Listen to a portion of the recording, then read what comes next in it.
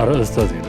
የኢንዱስትሪ ፓርኮች ከብዛት ይልቅ ጥራታቸውን ጠብቀው እንዲገነቡ ተደርጓል ሲሉ ጠቅላይ ሚኒስትር አብይ አህመድ ገለጹ። ጠቅላይ ሚኒስትሩ ከኢቢሲ ጋር ባደረጉት ቆይታ ኢንዱስትሪ ፓርኮች ለኢኮኖሚ እድገት አስፈላጊ መሆናቸውን አንስተዋል። ዝርዝር አለን። በጋምቤላ ክልል በታሰሩት የፖሊስ ኮሚሽነር ምትክ የአዲስ ፖሊስ ኮሚሽነር ተሾሙ። በጋምቤላ ክልል ከወራት በፊት የነበረው ግጭት በርካታ የክልል ፖሊስ እንዲሁም አመራሮች መሳተፋቸው መነገሩን ይታወሳል። ሰሙታላችሁ። በሶማሊያ በተለያዩ አካባቢዎች የተፈጸመ የተቀናጀ የአየር ጥቃት 54 የአልሻባብ የሽብር ቡድን አባላት መገደላቸው የሀገሪቱ መከላከያ ሚኒስቴር አስታወቀ። ጥቃቱ የተፈጸመው በሂርና በታችኛው ሸበሌ በአባያና በታችኛው ጁባ ክልሎች ሲሆን የሽብር ቡድኑ መጠቀሚያ የነበሩ ቁልፍ ይዞታዎችን መውደማቸውም ተገልጸዋል። የአፍሪካ ጉዳያችን ነው። የአሜሪካው ፕሬዝዳንት ዶናልድ ትራምፕ የእስራኤል ሊባኖስ መሪዎች ዛሬ እንደሚነጋገሩ አስታውቀዋል። የፕሬዝዳንቱ መግለጫን ተከትሎ በሁለቱ ሀገራት ከፍተኛ መሪዎች መካከል ከ34 ዓመታት በኋላ ለመጀመሪያ ጊዜ የሚደረግ ታሪካዊ ግንኙነት ይሆናልን ብለዋል። ዓለም አቀፍ ጉዳይ የምናየው ይሆናል። ውድ የሀገሬ ቲቪ ተመልካዮቻችን ለሰዓቱ ያዝላችሁ ዘገባዎች ተጀምረዋል። ከዘገባዎቹ ጋር ሚኪያስ ኃይሌ ነኝ። የኢንዱስትሪ ፓርኮች ከብዛት ይልቅ ጥራታቸውን ጠብቀው እንዲገነቡ ተደርጓል ተባለም። የኢንዱስትሪ ፓርኮች ከብዛታቸው ይልቅ ጥራታቸውን ጠብቀው እንዲገነቡ ተደርጓል ሲሉ ጠቅላይ ሚኒስትር አብይ አህመድ ገለጹ።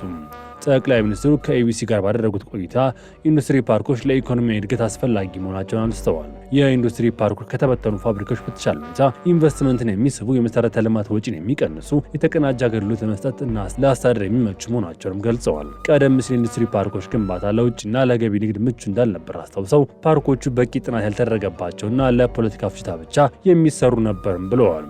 አሁን ላይ ኢንዱስትሪ ፓርኮች ከብዛት ይልቅ ጥራታቸውን ጠብቀው እንዲገነቡ ተደርጓል ያሉ ጠቅላይ ሚኒስትሩ በዚህ የግንባታ ወጪን የሚቀንሱና የኢኮኖሚ እድገትን የሚያሳልጡ ተደርገው መገንባታቸውን ያስገነዘቡት በፓርኮች ግንባታ ውስጥ ከመንግስት በተጨማሪ የግሉ ዘርፍ እየተሳተፈ መሆኑን ገልጸዋል። በኢትዮጵያ ውስጥ ካሉ 26 የኢንዱስትሪ ፓርኮች ውስጥ 7ቱ የግል መሆናቸውንም አንስተዋል። ኢትዮጵያ፣ ጣሊያንና የዓለም ባንክ የፋይናንስ ገደቦች ለማንሳት ተወያዩ። በገንዘብ ሚኒስትሩ አቶ አህመድ ሺዴ የሚመራው የኢትዮጵያ ልዑክ ቡድን ለኢትዮጵያ የተቀናጀ ሶስትዮሽ ማክሮ ኢኮኖሚ ማሻሻያ ድጋፍ ላይ ውይይቶችን ለማካሄድ ከዓለም ባንክና ከጣሊያን ልዑክ ቡድን ጋር ተወካዮች ውይይትም አድርገዋል።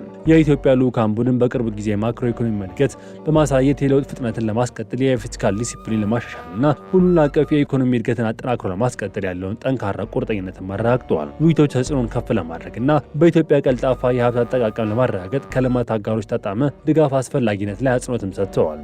የጣሊያኑ ልዑካን ቡድን በተለያዩ ሁለትዮሽ ትብብር ማሻሻልና ከባለ ብዙ ወገን የፋይናንስ ማዕቀፎች ጋር በማጣጣም የኢትዮጵያ የልማት ጥረቶች ለመደገፍ ያለውን ቁርጠኝነት አረጋግጠዋል።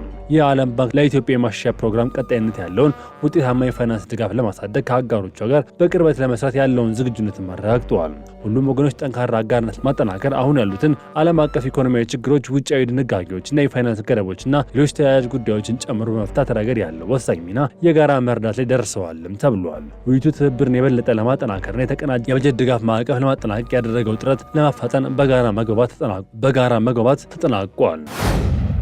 ኢትዮጵያ የመጀመሪያውን የዓለም ጂኦ ፓርክ በዩኔስኮ ለማስመዝገብ ጥረት ላይ ትገኛለች ተባለ። ኢትዮጵያ የመጀመሪያው የዓለም ጂኦ ፓርክ በተባበሩት መንግስታት የትምህርትና የሳይንስ የባህል ተቋም ዩኔስኮ ለማስመዝገብ የሚያስችል የተሟላ የጥናት ሰነድ ማቅረቧን የቱሪዝም ሚኒስቴር አስታወቀ።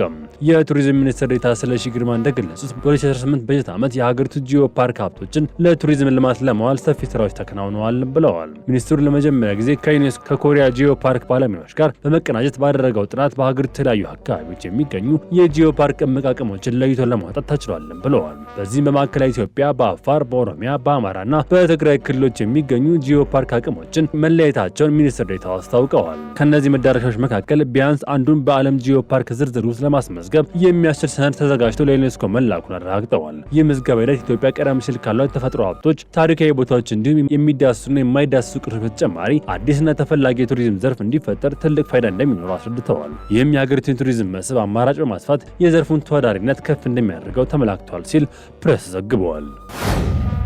በጋምቤላ ክልል አዲስ የፖሊስ ኮሚሽነር ተሾሙ። በጋምቤላ ክልል ከነበረው ግጭት በኋላ የክልሉ መንግስት አዲስ ፖሊስ ኮሚሽነር መሾሙን አስታውቋል። በክልሉ በነበረው ግጭት በርካታ ዜጎች ህይወታቸው ማለፉም ይታወሳል። በግጭቱ ላይ በርካታ የክልሉ ፖሊስ አባላት እንዲሁም አመራሮች መሳተፋቸው ተነግሯል። በወቅቱ የክልሉ ፖሊስ ኮሚሽነር የነበሩት አቶ ኡጉሉ ውጅሉ በፌዴራል ፖሊስ ቁጥጥር ስር መዋላቸውም ይታወሳል። በተጨማሪም ሁሉም የፖሊስ አባላት መሳሪያቸውን አስረክበው ወደ ስልጠና እንዲገቡ እንዲሁም ስልጠና እንዲወስዱ ማድረግ መቻሉን የክልሉ ፖሊስ መረጃ ያመላክታል። የጋምቤላ ክልል አዲስ ዋና ኮሚሽነር ተደርገው የተሾሙት አቶ ዶሩ ኮሩ ሲሆኑ ምክትላቸው አቶ ቾት ኒት ናቸው። የክልሉ መንግስት የሰላምና የጸጥታ ቢሮ ጨምሮ ሌሎች አመራሮችን ሹመት ሰጥተዋል። አቶ ኡማን ኡላይ የክልሉ ሰላም ጸጥታ ቢሮ የጸጥታ ዘርፍ ምክትል ቢሮ ኃላፊ፣ አቶ ኡጅሉ ጊሎ ኡጅሉ የክልሉ አካባቢ ጥበቃ ባለስልጣን ዋና ዳይሬክተር፣ አቶ ዶሉ ኩሪ የክልሉ ስነ ምግባርና ጸረ ሙስና ኮሚሽን ምክትል ኮሚሽነር፣ አቶ ዶቻ ጋትኮት የክልሉ አደጋ ስጋት ኮሚሽን ኮሚሽነር፣ አቶ ሪያል ጂንግ የክልሉ ግብርና ምርምር ዋና ዳይሬክተር ሆነው እንዲሰሩም ተሹመዋል። በሶማሊያ በተፈጸመ የአየር ጥቃት 54 የአልሸባብ ታጣቂዎች ተገደሉ። በሶማሊያ የተለያዩ አካባቢዎች የተፈጸመ የተቀናጀ አየር ጥቃት 54 የአልሸባብ ሽብር ቡድን አባላት መገደላቸውን የሀገሪቱ መከላከያ ሚኒስቴር አስታወቀም። ጥቃቱ የተፈጸመው በሂርን፣ በታችኛው ሸበሌ፣ በአባያና በታችኛው ጁባ ክልሎች ሲሆን የሽብር ቡድኑ መጠቀሚያ የነበሩ ቁልፍ ይዞታዎችን መውደማቸው ተገልጿል። እንደ ሚኒስትሩ መግለጫ ከሆነ የአየር ጥቃቱ ታጣቂዎችን የሎጂስቲክስ አቅም፣ የመንቀሳቀስ ፍጥነትና ጥቃት የማደራጀት ብቃት በእጅጉ አዳክሞታለን ብለዋል። በተጨማሪም የቡድኑ ጦር መሳሪያ ቁሳቁስ ማከማቻዎች እንዲወድሙም ተደርጓል የተባለው ይህ የተወሰደው የሶማሊያ ብሔራዊ ጦር ከቀጠናው ጸጥታ ኃይሎች ጋር በመተባበር ባካሄደው ሌላ ሰፊ ኦፕሬሽን 27 የአልሸባብ አባላት መግደሉን በገለጸ ማግስት ነው። አልሸባብ ላለፉት 16 ዓመታት በሶማሊያ መንግስት ጸጥታ ኃይሎችና በንጹሃን ዜጎች ላይ ጥቃት ሲሰነዝር የቆየ ሲሆን የሀገሪቱ ጦር ከአፍሪካ ህብረት የድጋፍና ማረጋጊያ ተልዕኮና ከዓለም አቀፍ አጋሮች ጋር በመተባበር የጸረ ሽብር ዘመቻዎችን አጠናክሮ ቀጥለዋል ሲል አናዶሉ ዘግቧል። የእስራኤልና ሊባኖስ መሪዎች ሊገናኙ ነው። የአሜሪካው ፕሬዝዳንት ዶናልድ ትራምፕ የእስራኤልና የሊባኖስ መሪዎች ዛሬ እንደሚነጋገሩ አስታውቀዋል። የፕሬዝዳንቱ መግለጫን ተከትሎ በሁለቱ ሀገራት ከፍተኛ መሪዎች መካከል ከ34 ዓመታት በኋላ ለመጀመሪያ ጊዜ የሚደረግ ታሪካዊ ግንኙነት ይሆናል። ፕሬዝዳንቱ በትሩዝ ሶሻል ገጻቸው ባሰፈሩት መረጃም በእስራኤልና በሊባኖስ መካከል ያለውን ለዓመታት የዘለቀውን የጠላትነት ግንብ ለማፍረስ መፍትሄ የተፈለገ ነው ብለዋል። ትራምፕ መግለጫቸውን በእስራኤልና በሊባኖስ መካከል ትንሽ የመተንፈሻ ቀዳዳ ለመፍጠር እየሞከርን ነው ካሉ በኋላ ሁለቱ መሪዎች ከተነጋገሩ 34 ዓመታትም አልፈዋል። ነገር ግን ይነጋገራሉም ደስ ይላል በማለት ደስታቸውን ገልጸዋል። ይሁን እንጂ የትኛዎቹም መሪዎች እንደሚነጋገሩ በግልጽ አልተቀመጠም። ከእስራኤልና ከሊባኖስ በኩል የተሰጠ ይፋዊ ምላሽ የለም ተብሏል። ይህ የትራምፕ መግለጫ የወጣው ግን ሁኔታዎችን እጅግ አስፈሪ በሆኑበት ወቅት ነው። የእስራኤሉ ጠቅላይ ሚኒስትር ቤንያሚን ኔታንያሁ በደቡብ ሊባኖስ የሚካሄደው ወረራ ይበልጥ እንዲሰፋና ወደ ምስራቅ አቅጣጫ እንዲገፋ ትዕዛዝም ሰጥተዋል። እስራኤል በሊባኖስ መንግስት በኩል ሂዝቦላን ትጥቅ ለማስፈታትና ዘላቂ ሰላም ለማምጣት ድርድር እንደምትፈልግ ብትገልጽም በምድር ላይ ጥቃቷን አላቆመችም። እስራኤል እስካሁን በሊባኖስ ውስጥ ከ2000 በላይ ሰዎች ስትገድል 1.2 ሚሊዮን የሚሆኑ ዜጎችን ከመኖሪያ ቀያቸው አፈናቅላለች ሲል የዘገበው አልጀዚራ ነው። በሩሲያ ላይ ሰፊ የድሮን ጥቃት ተሰነዘረ።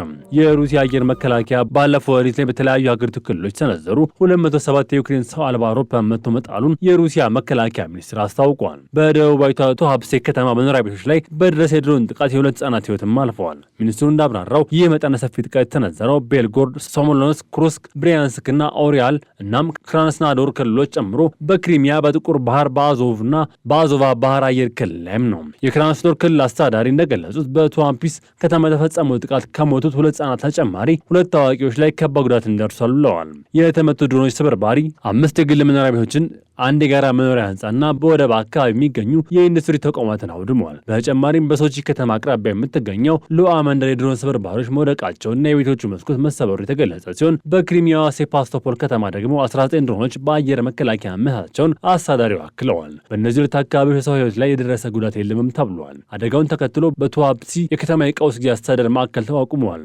የነፍስ አድን ሰራተኞችና የእሳት አደጋ ተከላካዮች ስብርባሪዎች በወደቁባቸው ስፍራዎች ተሰማርተው ርብርብ እያደረጉም ይገኛሉ። የጉዳቱን መጠን ትክክል ለመገምገም ከቤት ቤት የሚዘዋወሩ አጣሪ ቡድን የተዋቀረ ሲሆን የመኖሪያ ቀያቸው የተፈናቀሉ ነዋሪዎች በአካባቢው የሚገኙ ትምህርት ቤቶች ጊዜያዊ መጠለያ አዘጋጅተውላቸዋል ሲል ታሲ ዜና ወኪል ዘግበዋል። ውድ የሀገሬ ቲቪ ተመልካቾቻችን ለሰዓቱ ያዘላችሁ ዘገባዎች ተጠናቀዋል።